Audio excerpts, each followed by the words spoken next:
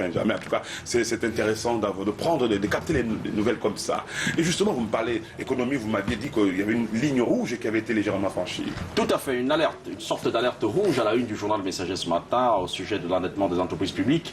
Péril sur le budget de l'État en 2016. Les inquiétudes du gouvernement soulevées lors d'un conseil du cabinet tenu, c'était le 25 février dernier. Et le Messager nous apprend que le gouvernement est inquiet au sujet de l'endettement croissant des entreprises relevant de son portefeuille.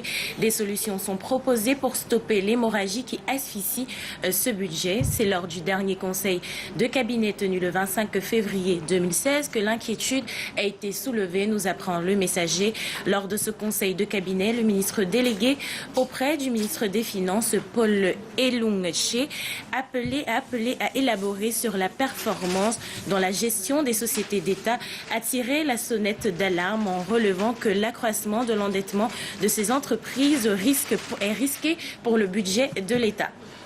Au pied de une du journal ce matin, appelle la candidature du président Paul Biya, malaise autour des listes des signataires. Eh bien, le comité central du Rassemblement démocratique du peuple camerounais exige que les noms des citoyens et autres membres sympathisants qui figurent sur les listes soient publiés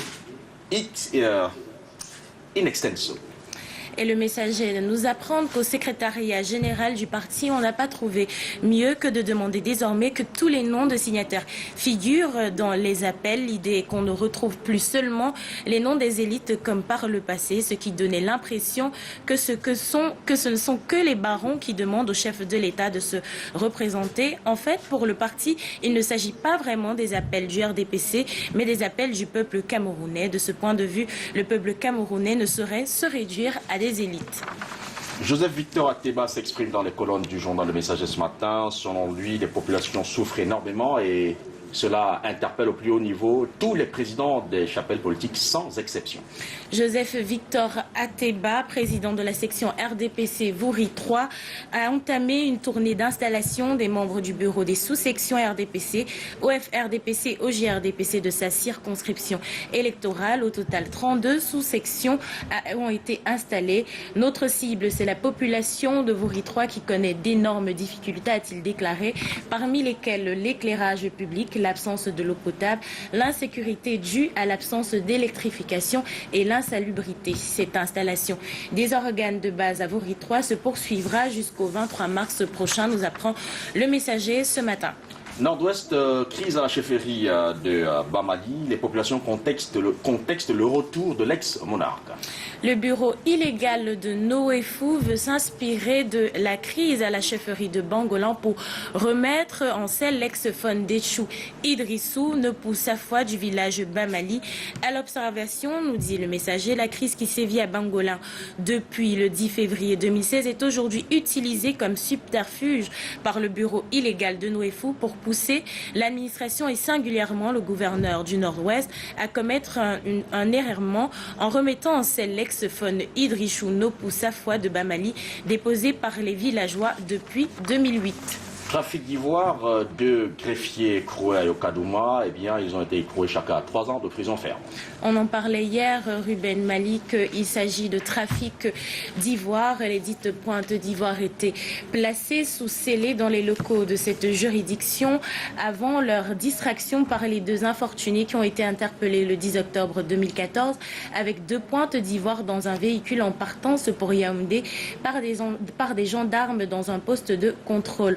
En dépit de l'appel interjeté par les 2 prévenus devant la cour d'appel de Berthois, il s'agit d'une décision de justice inédite dans les annales de l'histoire judiciaire du Cameroun. En la matière, nous apprend le Messager ce matin. La presse n'a pas fini de parler de Mbombo Ndoya, le sultan Bamoun. Ce matin, le monarque se retrouve une fois de plus à la une du journal La Nouvelle Expression. Offensive politique, Paul Biya reçoit Mbombo Ndoya à Genève. La sortie du sultan roi Bamoun lors du rassemblement politique de Bafoussam aurait certainement impressionné le président de la République. Le journal nous dit ce matin, on attend les retombées. La Nouvelle Expression vient d'apprendre des sources introduites que le sultan est bien parti du Cameroun sur invitation du locataire d'Etoudi et qu'il a été reçu à Genève dans la journée du 29 février 2016 par le président de la République. À l'issue de l'audience, le roi Bamoun a regagné Paris. Le Parlement reprend du service service le 10 mars prochain. À Yaoundé, nous apprend la nouvelle expression et rappelle aussi que des informations avaient circulé en 2013 sur la nomination probable du sultan au fauteuil de président du tout premier Sénat camerounais et que cet espoir n'est pas toujours perdu. Les prochaines semaines nous le diront. Ouest de bataille politique, le SDF veut contrer le MRC à Baham.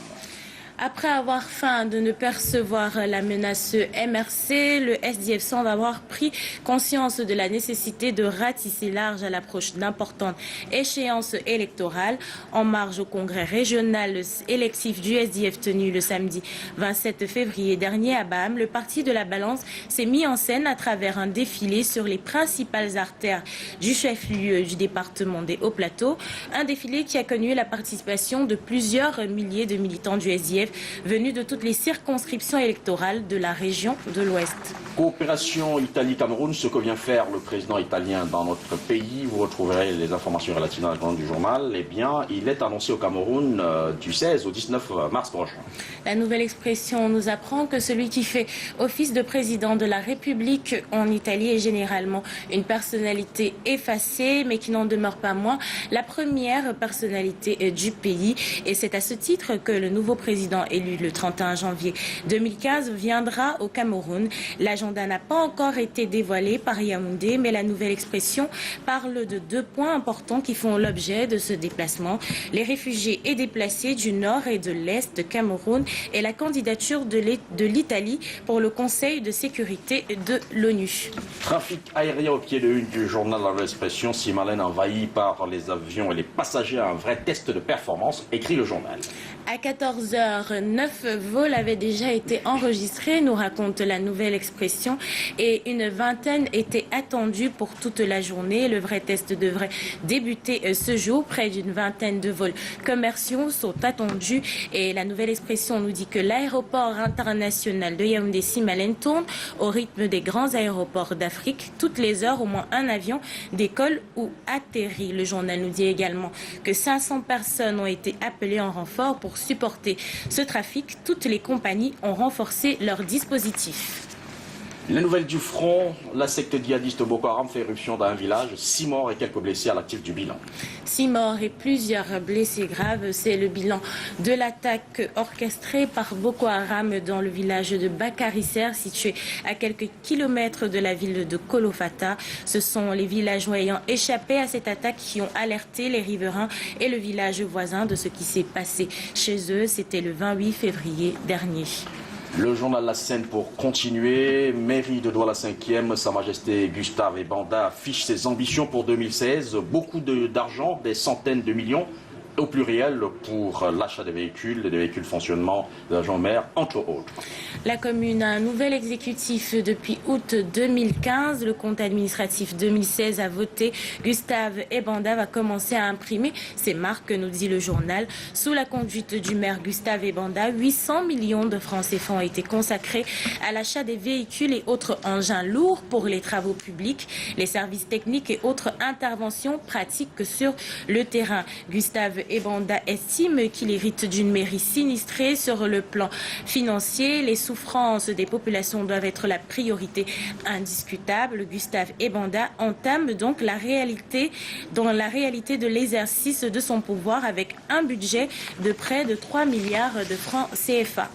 Appel à candidature Paul Biya en 2018, le RDPC dans tous ses fracas, écrit le journal. Le parti au pouvoir aura du mal à se relever l'exercice de sa démocratie interne, nous apprend La Seine ce matin. La majorité des militants fracassés ont pour grande ambition de prendre leur revanche en marquant des buts contre leur propre camp aux prochaines occasions. Et le journal de nous dire qu'au sortir du renouvellement des organes de base, tous les militants du parti ont les nerfs à fleur de peau, en colère contre la hiérarchie qui a validé au sommet des résultats contestables à la base et des légitimités populaires contestées. Et le journal qui fait un article titré Palabre procède la honte contre Gbagbo et Blé Goudé à la CPI. La scène nous dit que bien contente de le dissimuler, le procès à la Cour pénale internationale contre Laurent Gbagbo et Blé Goudé est bien celui des relations tumultueuses entre la France et les pays africains et non celui des massacres liés aux résultats de la présidentielle d'octobre et novembre 2010. Et puis le journal Le Relais d'Afrique dresse ce matin le hit parade des 10 ministres qui ne sont pas à leur poste. D'après le journal, ce qui prime pour le chef de l'État, c'est l'équilibre régional au détriment du profil des compétences. Le profil de compétences est une liste détaillée des compétences qui sont requises pour exceller dans une fonction au sein du gouvernement. Il ne traite pas des tâches à effectuer, mais plutôt des compétences nécessaires pour les réaliser. Et dans ce top des 10 ministres qui ne sont pas à leur poste, le journal classe Mamafouda André, un ingénieur du génie civil à la santé, ou encore Laurent-Serge Etundingoa, le titulaire du doctorat en physiologie animale, est à la tête du ministère des PME depuis le 22 septembre 2006. Appel à candidature, Jean Djonga demande la démission du président de la République, son Excellence Paul Biya.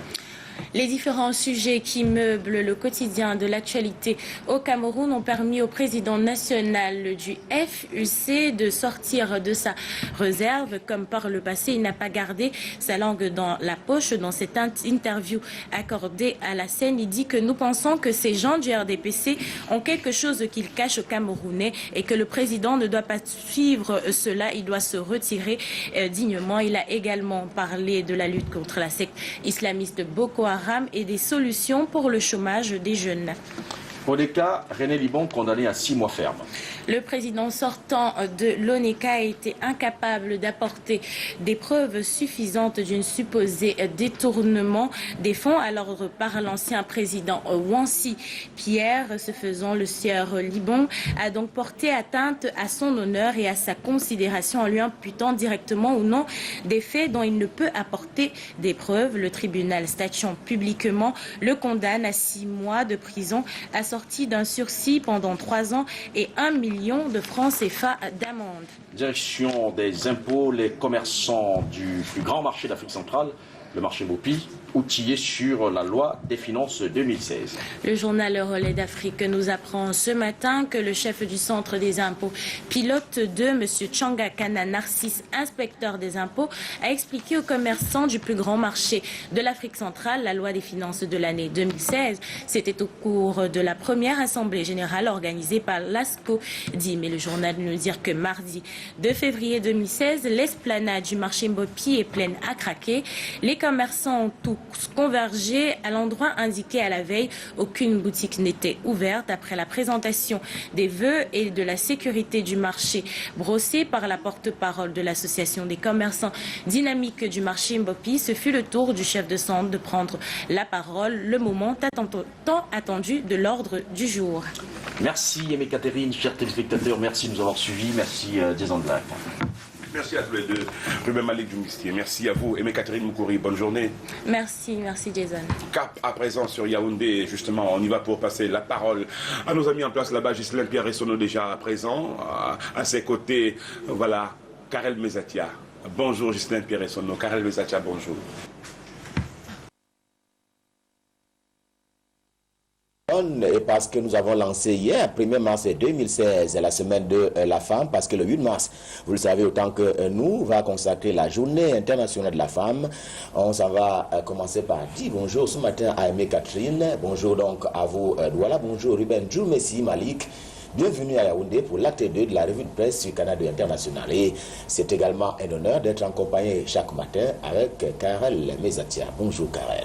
Bonjour Ghislain Pierre Essonneau, bonjour Aimé, excusez-moi un chat dans la gorge, bonjour Ruben, bonjour Jason, bonjour à tous ceux qui nous regardent et nous écoutent sur Suite FM tous les matins. Nous ouvrons cette deuxième partie de la revue de presse en direct de Yaoundé avec Cameroun Tribune. Vous le savez depuis peu, on en parle, l'aéroport de Douala sera fermé pour quelques semaines pour des travaux et les vols vont donc atterrir à l'aéroport international de Yaoundé-Simalène. Cameroun Tribune traite donc cette actualité et nous fait savoir que Simalène tient le pari. On parle de 36 vols commerciaux en ce mercredi 2 mars 2016 à l'aéroport international de Yaoundé-Simalène. Un pari et un défi à la fois à relever par cet aéroport, tant celui de Douala, vous l'avez dit Karel, sera fermé donc pendant à peu près 2 semaines pour cause de réhabilitation. Et à Yaoundé, à l'aéroport international de Yaoundé-Simalène, donc précise Cameroun Tribune, ce sont 65 000 passagers qui sont attendus jusqu'au 21 mars prochain. Cameroun Tribune est d'ailleurs allé s'enquérir de la qualité des services à l'aéroport international de Yaoundé-Simalène, toutes choses déjà garanties par les services compétents. En tout cas, le journal à capitaux publics nous fait vivre une journée, celle d'hier, à Yaoundé-Simalène. Mutation aussi traite cette actualité liée au transport aérien. Nos confrères du journal de Xavier Messon ont passé une journée à l'aéroport international de Yaoundé-Simalène. Mutation a également choisi de passer une journée à l'aéroport international de Yaoundé-Simalène. Un reportage de Josiane Afom qui fait savoir que toutes les structures impliquées ont revu leur effectif à la hausse, que ce soit la police, la gendarmerie, les ADC ou même l'autorité aéronautique civile. En tout cas, chacune de ces structures a vu à la hausse ses employés. L'occasion d'une descente sur le terrain. D'ailleurs, hier, le ministre Edgar Alain Mebongo de Transport a permis de savoir que toutes les directives qui avaient été données théoriquement ont été respectées. Mutation s'intéresse en outre à l'affaire Afrique Média. Le journal de Xavier Messé nous annonce donc ce matin que le tribunal a débouté le Conseil national de la communication. Il y avait un bras de fer entre cette télévision et le Conseil national de la communication du Cameroun. Eh bien, ce dernier a donc été débouté par le tribunal et le juge de référé d'heure à heure a ordonné simplement la levée des scellés sur la représentation régionale de cette télévision à Yaoundé qui n'avait plus fonctionné depuis août 2015, on s'en souvient. Politics in the Guardian Post of this morning, many information to read. In this newspaper, high-stake match session of Parliament summoned, major constitutional reforms envisaged. The Guardian Post est donc sur les traces du quotidien Mutation dans son édition d'hier. Un tsunami, un vrai celui-là est annoncé après la session parlementaire s'agissant d'un remaniement ministériel. Laquelle session justement verra la constitution, la loi fondamentale modifiée. Eh bien, le journal indique ce matin que la majorité électorale va être ramenée de 20 à 18 ans au Cameroun. Il sera également introduit un poste de vice-président de la République alors que le mandat présidentiel sera ramené de 7 à 5 ans. Enfin, selon The Guardian Post, édition de ce matin, cette session parlementaire appelle également la modification géopolitique au niveau des bureaux des chambres basses et hautes. Dans quelques jours, précisément le 8 mars prochain, les femmes vont célébrer la journée internationale à elles consacrée. Signature marque donc un temps d'arrêt sur cette fête du 8 mars et titre 8 mars au Cameroun, les femmes à la traîne. Nous avons atteint la parité, une femme, un pagne, un point, c'est tout. C'est l'expression de l'image à la une, la grande une de signature ce matin. Les femmes sont à la traîne pour le journal de Pierre Lebon et Langa Atémé. Entre discours, faux espoirs et promesses non tenues, les reines en Afrique n'ont pas encore atteint la vitesse de croisière en termes d'émancipation, même si Marie-Thérèse Abenaoundouaï martèle que sans les femmes, eh bien, les hommes tournent en rond. Parole donc de la ministre de la promotion de la femme et de la famille du Cameroun. Et puisqu'on parle des femmes, l'artiste Lady Ponce s'exprime dans les colonnes du journal de Pierre Lebon et Langa Atémé. Et nous, pour elle, donc, les femmes ne sont pas à goûter. Elles ne sont pas comme la sauce, ou du moins se refusent d'être comme telles. Dixit Lady Ponce ce matin dans le journal Signature, face aux hommes qui se comportent d'ailleurs comme des prédateurs. Lady Ponce s'indigne, la femme n'est pas à goûter, il faut l'aimer, selon cette interview avec Linus Pascal Fouda. Lady Ponce d'ajouter qu'hélas, beaucoup de ses sœurs camerounaises n'arrivent plus à soutenir une discussion normale, selon qu'elles veulent plutôt aller vers le bas. Ceci est une citation. Un tour au ministère de la Santé publique avec le quotidien bleu. Le journal Le Jour évoque les milliards de la vaccination des enfants détournés. Ceci a les allures d'un scandale, un gros scandale au ministère de la Santé publique du Cameroun. Des milliards en termes de francs CFA détournés alors qu'ils étaient destinés à la vaccination, mais la vaccination des enfants. L'argent en provenance de fonds de Gavi Alliance depuis 2000 maintenant se sont évaporés donc au niveau du ministère de la Santé publique, soit plus de 2 milliards de francs CFA qui se baladent avec à la baguette Claude Tadjon qui signe l'article du journal. Le journal d'Aman Mana parle en outre de l'élection présidentielle et met en exergue l'opposition et les appels à la candidature de Paul Biya. L'opposition politique au Cameroun est comme déstabilisée depuis que le RDPC fait son show relatif donc aux appels à candidature en faveur de Paul Biya. Le Manidem, le CPP, le SDF et le Parti Univers, pour ne citer que ce parti-là, eh bien, voient en cela, en ces appels à candidature en faveur de Paul Biya, une véritable intimidation antidémocratique d'ailleurs, souligne justement le journal qui parle de cette opposition quelque peu intimidée.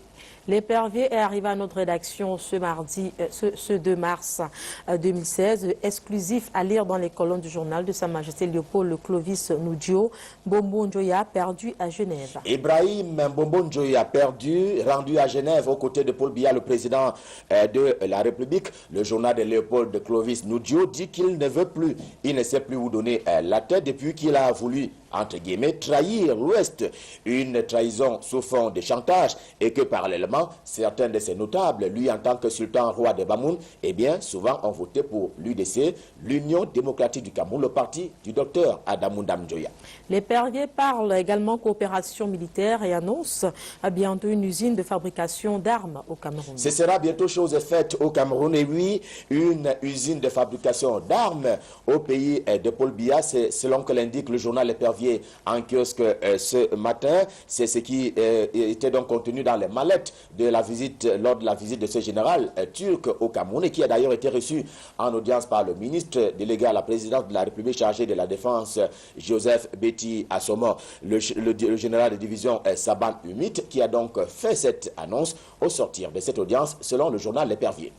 Politique, au menu de l'action, Rassemblement démocratique du peuple camerounais, le pouvoir aux femmes, c'est la principale information à lire dans ce journal. Pas mieux que le journal L'Action, le journal du comité central du RDPC donc, pour restituer le pouvoir aux femmes du RDPC, aux femmes tout court. Voici d'ailleurs l'état de lieu au sein du parti où elle dirige 390 sections, chiffre qui ressort donc des dernières opérations de renouvellement des organes de base du RDPC. L'action ce matin, c'est aussi, vous allez le voir, l'éditorial de Christophe Mienzok qui s'indigne du traitement que réservent certains médias face aux appels à candidature en faveur de Paul Biya. Selon donc le directeur de la rédaction de l'Action, ces médias recherchent les dissidents et les opposants de l'intérieur du Rassemblement démocratique du peuple camerounais.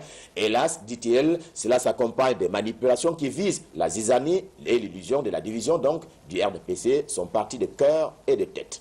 Puisqu'on parle du Rassemblement démocratique du peuple camerounais, selon le courrier, des militants du parti au pouvoir sont contre le président Biya pour la présidentielle 2018. C'est une info à lire en exclusivité dans cet hebdomadaire. Voici donc un exemple de ces militants qui sont contre les appels à candidature en faveur de Paul Biya, le maire d'Hawaï ainsi que le président de la section RDPC, Mefou Iafamba Est. Ils courent et disent plutôt que le chef de l'État a déjà beaucoup donné. Il est simplement quelqu'un sur qui pèse déjà un âge on ne peut plus avancer, que à ce titre-là, il doit se reposer. C'est l'intérêt porté à ces militants et qui amène donc le journal d'Olivier Bellé à en faire la grande une ce matin.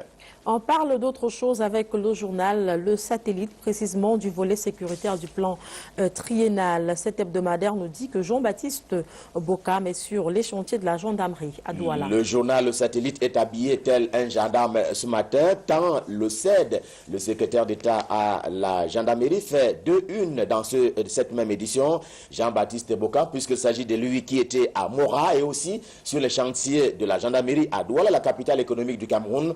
Douala, où il est allé évaluer physiquement la construction de 6 postes opérationnels et au bout du compte, l'éradication du grand banditisme au Cameroun. On parle économie à présent avec le quotidien de l'économie, le journal de Thierry Ekouti. Titre à la une, Afrique centrale vers la conclusion d'un accord de partenariat économique régional avant le 31 juillet. Le Cameroun n'a pas voulu traîner les pas sur ce dossier. Lui et les autres pays de la CEMAC étaient réunis à Libreville le 26 février dernier pour en arriver à un consensus, lequel va conduire à la finalement conclusion d'un APE régional d'ici au 31 juillet prochain, indique le journal de l'économie. Eh bien, c'était une menace pour Yaoundé qui rentre très bientôt donc dans les APE. Le hebdomadaire le soir s'intéresse au litige foncier. Selon le journal d'Armand Bianda, Jacqueline Kounga Bessike, ministre des Domaines, du Cadastre et des Affaires foncières, et le ministre des Transports, Edgar Alem Bengo, seraient à couteau tiré. C'est le ministre des Domaines, du Cadastre et des Affaires foncières qui provoque donc le ministre des Transports. La paume de discorde porte sur un terrain à Douala, soit un parc juxtant le stade Omisport de Douala à Douala 5e et qui devait donc servir de garage aux camions, toute chose que refuse Kounga Bessike, précise le journal. Le journal Le Soir parle également en corruption et titre « Des greffiers véreux pris la main dans le sac ». Yokadouma fait la petite une du journal Le Soir ce matin. Vous allez le voir à cause de ces greffiers qui ont été condamnés. Eh bien, deux greffiers de son tribunal de grande instance qui purgent actuellement une peine d'emprisonnement de 3 ans chacun. Les 10 greffiers ont volé des pointes d'ivoire, pourtant mises sous scellé dans une juridiction. Selon Tribune Verte, arrivé à notre rédaction, l'auteur chambrule entre Jacques Famdongo et le recteur de l'Université de Yaoundé 2 en ce qui concerne le départ à la retraite. C'est un bruit dans la communication entre le ministère de l'Enseignement supérieur et l'Université de Yaoundé 2. Le bruit est né de ce que le professeur Jacques Famdongo, chancelier des ordres académiques et ministre de l'Enseignement supérieur, souhaitait proroger les contrats de certains professeurs de cette université qui ont été frappés par la limite d'âge. Oppose le recteur de Yaoundé 2. La grande actualité à lire dans les colonnes de ce bimensuel, coopération belgo-camerounaise, Basile Atangnakoun fait main basse sur 60 millions d'euros. 60 millions d'euros, c'est énorme. Mais Tribune Verte fait dire que cela représente le montant détourné et qui devait servir à la réhabilitation des 52 centres en matière d'extension de systèmes en eau potable au Cameroun. On parle secteur bancaire avec Éco Matin. Le journal met en exergue les pâles visages de la microfinance. Ce sont plus de 200 milliards de francs CFA que les microfinances ont collectés au Cameroun au cours de l'année 2015, précise le journal. Pourtant, écrit Éco Matin justement avec Justin Blaise Akono, derrière ces chiffres-là, si beaux et parfois si vrais, se cachent des situations quelque peu dramatiques. Parmi ces microfinances, il y en a qui refusent de passer légalement au statut de banque et sur ces entrefaits, l'emploi précaire fait son bonhomme de chemin dans certaines de ces microfinances. Et puis, communication, Alex Mimban atterrit au ministère de l'économie, de la planification et de l'aménagement du territoire. Alex Mimban, ancien présentateur vedette à la CRTV et télé, depuis lundi dernier, le chef de la division de la communication et des relations publiques au ministère de l'économie, de la planification et de l'aménagement du territoire. Le natif d'Ngalemendouga a changé de couloir, lui qui était jusque-là un haut cadre à la SOPECAM. Spark est arrivé à notre rédaction ce matin. Principale information à lire dans le journal de Pauline Billon, Diaspora, les Camerounais de l'étranger piégés entre amour et détestation de leur pays. Vespac a parqué l'actualité locale pour se projeter du côté de la diaspora et parmi ces Camerounais qui sautent très souvent sur le premier avion à destination de Paris, de Bruxelles ou de Washington, il y en a qui, 3 mois seulement après, se sentent pris au piège de l'Eldorado, on ne peut plus virtuel. Et puis commencent les mouvements de cœur entre amour du pays et destination choisie. Et puis sport, on en parle avec le Disport Afrique. Ce journal présente le nouvel Eto'o. Samuel Eto'o-Fils est un footballeur hors pair, hors norme. Le dire est d'ailleurs une lapalissade qui rappelle que le joueur est un talentueux, on ne peut plus extraordinaire. Le Disport Afrique ce matin lui rend quelque peu hommage. Voici justement le nouvel Eto'o-Fils, coupe de cheveux inhabituelle. L'homme de 34 ans poursuit son incroyable carrière. Eto'o-Fils à redécouvrir avec le Disport en Afrique, en kiosque ce matin, au même titre d'ailleurs que toutes les autres parutions auxquelles nous avons fait allusion ce matin dans le cadre de la revue de presse Made in Yaoundé. Stop fin pour ce matin, rendez-vous demain, avec plaisir on va vous retrouver. Mais d'ici à là, je m'en vais vous souhaiter une excellente journée, toujours en compagnie des programmes de Canada International. Et à vous Karel, je m'en vais dire bonne journée. Merci Ghislain Pierre Essonneau, excellente journée à vous également, excellente journée à tous nos de téléspectateurs et auditeurs de Suite FM. Surtout ne l'oubliez pas, lorsqu'il sera 10h30, restez scotchés devant le petit écran. On prend toujours plaisir à vous le rappeler. Nous serons chez vous avec naturellement beaucoup de plaisir. Jason Black, à tout à l'heure.